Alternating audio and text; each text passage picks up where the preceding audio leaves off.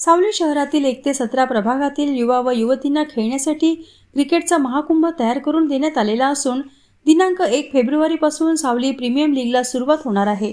गेल्या 2 वर्षांपासून सावली शहरात सावली नगरपंचायत चषकचे आयोजन करण्यात येत होते। मात्र यावर्षी याला बगल देत सावली मित्र परिवारतर्फे या क्रिकेट स्पर्धेचे आयोजन केले आहे।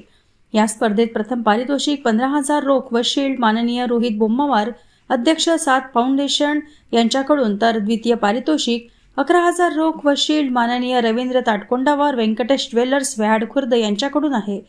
तर तृतीय पारितोषिक 7,000 रोख व शील्ड श्री विलास यासलवार माजी नगराध्यक्ष नगरपंचायत सावली यांच्याकडून आहे।